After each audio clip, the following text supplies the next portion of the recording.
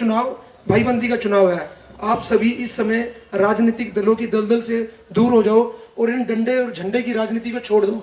जैसा कि देख रहे हैं, परमात्मा ने भी आज बादल ला दिए हैं। अब हमें छाते की जरूरत है, ना कि किसी डंडे और झंडे की जरूरत है। आप अपने छोटे भाइयों को आशीर्वाद देना। मैं तो एक ही बात कहना चाहूंगा कि जैसे आजकल ये सिस्टम चल रहा है, बड़ा सिस्टम ठीक नहीं चल रहा। किसी को दबाने का प्रयास किया जा रहा है, कहीं दबाव का राजनीति चल रही है।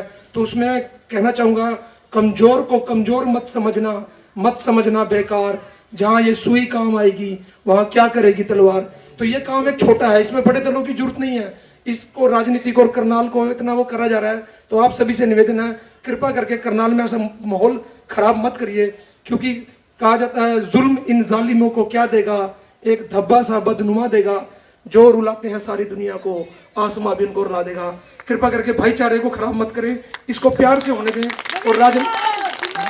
और हरियाणा में नगर निकाय चुनाव है और अगर मैं करनाल की बात करूं तो करनाल में चुनावी माहौल काफी गर्म देखने को मिल रहा है। ऐसे में करनाल के वार्ड नंबर 7 से आजाद उम्मीदवार नवीन कुमार अपने तमाम समर्थकों के साथ आपको दिखाई दे रहे होंगे। वार्ड नंबर 7 की तस्वीरें, जहां पर एक जनसभा में जनता के साथ ही सीधे तौर पर संवाद करने के लिए एक कार्यक्रम यहां पर रखा गया, जिसमें तमाम जो महिलाएं हैं वो आपको पहुंची हुई दिखाई दे रही हैं।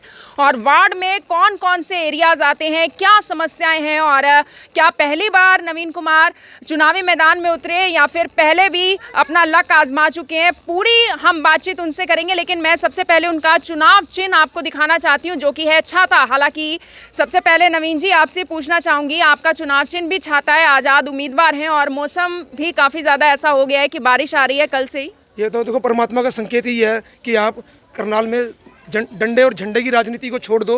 ये चुनाव एक भाईचारे का चुनाव होता है। इसमें देखो परमात्मा भी संकेत दे रहा है कि आप छाता को विजयी बनाएं और इस करनाल को एक प्यार वाले माहौल में रहने दें और इस चुनाव को बड़े आराम से होने दें। नवीन जी पहली बार चुनावी मैदान में उतरे? नहीं, इससे पहले मैंने 2021 का एक उपचुनाव लड़ा हुआ है बीजेपी के। तो जब पहली बार चुनावी मैदान में उतरे थे, क्या नतीजे सामने आए थे? नतीजे काफ़ी अच्छे रहे, लोगों ने समर्थन करा तो उसमें बीजेपी की विजय रही और मैं हार का मुझे वो रखना पड़ा, सामना करना पड़ा उस समय पर। लेकिन इस बार चुनावी मैदान में फिर से उतरे हैं।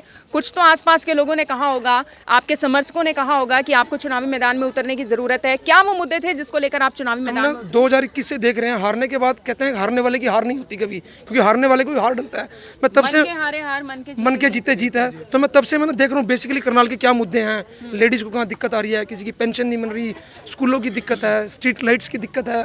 हर जगह लोग अपने कागजों को लेके तो जाते हैं विभाग तक, लेकिन जो सरकार तो देना चाहती है, लेकिन वो कई फाइलें ना अफसरों के बीच में दब जाती हैं, तो काम लोगों के ना बहुत हो नहीं पाते और वक्त में लोग बहुत लटक रहे हैं। इस वक्त हम शामनगर में मौजूद हैं। और कौन कौन से इलाके आते हैं ward number 7? Ward number Kalandari gate, Subhash gate, Arjun gate, Moti Nagar, Ashok Nagar, ये काफ़ी बड़ा वार्ड है। और मुझे तो बड़ा सौभाग्य मिलता है कि इन गलियों में मैं खेला हूँ। मेरा जन्म सुभाष गेट, कलंदरी गेट का रहा है। मैं यहीं का रहने वाला हूँ। एक एक गली में मैंने साइकिल चलाई हुई है, पतंगे लुटी हैं। मेरा बचपन इन्हीं गलियों में गुजरा हुआ है और कर्म क्षेत्र तो मेरा शामनगर ही रहा है। लोगों की समस्याएं भी अच्छे से समझ पा रहे होंगे। आप लोगों को खुद क्या समस्याएं आती थी और आज के समय में जब आप चुनावी मैदान में उतरे हैं, क्या विजन लेकर चल रहे हैं कि अगर आप चुनाव जीते हैं तो ये काम आप जनता के लिए करेंगे? समस्याएं तो देखो, समस्याएं लोगों की भी हैं, सरकार की भी हैं। ये नहीं कि सरकार की तरफ से समस्या है, लोगों में भी समस्याएं हैं। मैं 4 दिन से वार्ड में ना एक एक गली में घूम रहा हूँ। जैसे सीवरेज की सफाई नहीं हो पा रही, ट्यूबलाइट्स की सफाई नहीं हो रही।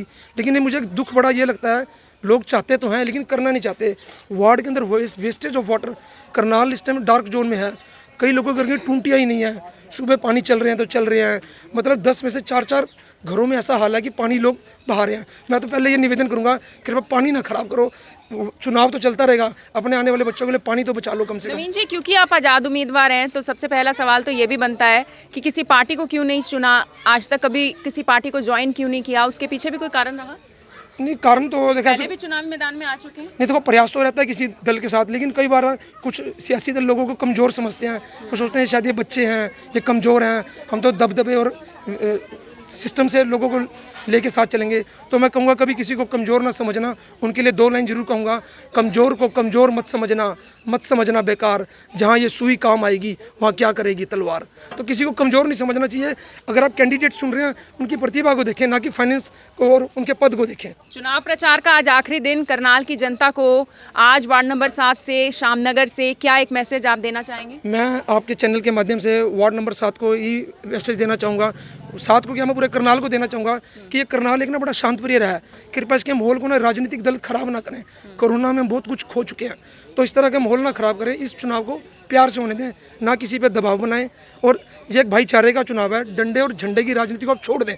अब तो सिर्फ छाते की जरूरत है। देखो परमात्मा ने भी बादल ला दिए हैं, तो कृपया इस चुनाव को आराम से होने दें। बातों से काफ़ी आप सेंसिटिव लगते हैं कि शायद लोगों की बात को जल्दी समझ भी पाएंगे, और ऐसे में आप देख सकते हैं उनके तमाम समर्थक भी हैं। सर, आपका शुभ नाम और क्या बताना चाहेंगे नवीन कुमार जी के बारे में? देखिए, मेरा नाम मुकुल सैनी जी है। वैसे समाज सेवी है, कई सालों से समाज सेवा करते आ रहे हैं। तो भाई चुनाव लड़ रहे हैं, पिछला चुनाव भी लड़ा, काफ़ी अच्छा रिजल्ट रहा, लेकिन हार जीत चलती रहती है। इस बार जनता जो 36 बिरादरी है, माताएं है, बुजुर्ग जिनकी पेंशन नहीं लग पा रही, वो ऑफिस में आते थे, हमारी पेंशन लगवा दे, फाइलें पड़ी हुई है ऑफिस में भी, धक्के खाने पड़ते थे, सीवरेज रुके पड़े हैं, तारे खंभों से लटकी पड़ी है। यानी सरकार काम तो कर रही है, लेकिन अफसर उन्हें गुमराह करते हैं। और हमेशा से यही चलता है, 10 साल से राजनीति जो चल रही है। बीजेपी सरकार काम कर रही है, उनमें कोई डाउट नहीं है, लेकिन जो नीचे के छोटे मोटे नेता है, जो आम आदमी को जन नेता तक बात नहीं रखने देते, आगे नहीं बढ़ने देते, ताकि वो उनकी राजनीति ख़त्म ना हो। तो मैं तो ये कहना चाहूँगा, आने वाली 2 तारीख को ज़्यादा से ज़्यादा वोट करके छाते के निशान को विजयी बनाए। छाता करेगा सबका सम्मान, सबका विकास। तो आप लोग तमाम समर्थक हैं, ऐसा क्या काम देखा नवीन कुमार जी का जिसके बाद आप लोगों ने उन्हें प्रेरित किया कि चुनावी मैदान में उतरें? देखिए, भाई ने पूरे श्यामनगर में मीरा घाटी चौक से जहाँ से शुरुआत होती है, पूरे अपने 2000 घोंसले अपनी एफडी तुड़वा कर, जो चिड़िया होती है, पंछी होते हैं, बेजुबान होते हैं, वो एक विलुप्त होते जा रहे थे, उनके लिए अपनी एफडी तुड़वाई, उनके लिए घोंसले बनवाए। और आज श्यामनगर एक ऐसा घर बन चुका है, चिड़िया जो अपने पक्षी होते हैं, 2000 पक्षी यहाँ पर रहते हैं। और उनका दाने पानी का सारी व्यवस्था, जिनकी माताएं हैं, जिनके घर में कोई बच्चे कमाने वाला नहीं है, तो उनके लिए खाने की व्यवस्था, टिफ़िन लगवाने, पेंशन लगवाने। तो भाई बहुत अच्छा समाज सेवक है। मैं तो श्यामनगर, पितरनगर और सुभाष गेट जितनी संख्या है, जनसंख्या है, लोग हैं, सबसे हाथ जोड़कर अपील करता हूँ कि आने वाली 2 तारीख को ज़्यादा से ज़्यादा वोटों से भाई को विजयी बनाएं। अगर काम ना हो, हर गली में मोहर छोड़ देंगे, जहाँ पर आपको धक्के खाने पड़ते हैं। एमसी अपनी जेब में मोहर को लेकर चलता है, हम हर गली में मोहर को छोड़ देंगे, जिसको धक्के ना खाने पड़े, एमसी का दोबारा दरवाजा ना देखना पड़े। आखिरी सवाल इस वीडियो में आपसे पूछना चाहूँगी, करनाल की जनता को आप अपनी तरफ से अब क्या मैसेज एक देना चाहेंगे, क्योंकि चुनाव प्रचार का आखिरी दिन और नवीन कुमार जी की तरफ से भी वो मैसेज होना चाहिए? देखिए, मैं नवीन जी की तरफ से और जितनी चुनाव लड़ रहे हैं, आज़ाद उम्मीदवार है, चाहे कांग्रेस के है, चाहे बीजेपी के है, मैं तो यही कहना चाहूँगा कि भाईचारे का अपना चुनाव होता है। इसको दारू, पैसा और लड़ाई झगड़े इन सब से दूर रखे।